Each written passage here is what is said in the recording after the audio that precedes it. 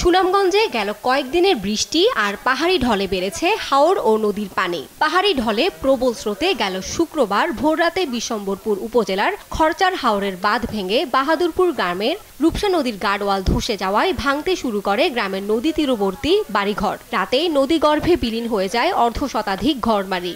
মাথা গোজার শেষ আশ্রয় হারিয়ে নিঃস্ব ওই গ্রামের বাসিন্দারা। রূপসা নদীর পাড়ে জেগে ওঠা গ্রামে হাজারেরও বেশি মানুষের বসবাস। ইতিমধ্যে অর্ধশতাধিক বসতঘর, রান্নাঘর, শৌচাগার ও নলকূপ নদীগর্ভে বিলীন হয়ে গেছে। ভাঙন দেখা দেয় গ্রামের বাসিন্দাদের মধ্যে চরম উৎকণ্ঠা ও আতঙ্ক বিরাজ করছে।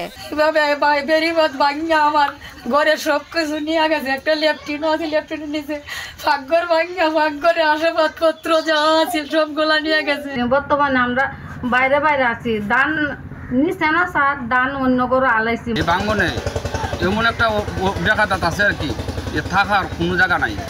পাহাড়ি ঢলে ক্ষতিগ্রস্ত এলাকায় ঘর মেরামতের টিন, নগদ অর্থসহ সার্বিক সহযোগিতার আশ্বাস দিয়েছে উপজেলা নির্বাহী কর্মকর্তা। জেলা প্রশাসনের কার্যালয়ে আমরা স্যারের কাছে টিন এবং বাঁশের জন্য কিছু চাহিদা পাঠিয়েছি, নগদ টাকার জন্য চাহিদা পাঠিয়েছি। সেগুলো পেলে দ্রুত আমরা ওখানে আরও সহায়তা করব এবং যাদের ক্ষতিগ্রস্ত হচ্ছে সেই ক্ষতিগ্রস্তের মধ্যে টিন এবং নগদ টাকা দেওয়ার আমরা প্রচেষ্টা করব। পাহাড়ি ঢল আর বৃষ্টিতে সুনামগঞ্জে বেড়েছে সুরমা, জাদুকাটা, কুশিয়ারা সহ সব নদীর পানি। বন্যা মোকাবেলায় জেলা প্রশাসন থেকে রাখা হয়েছে সব ধরনের প্রস্তুতি। নিউজ ডেস্ক, দেশ টিভি।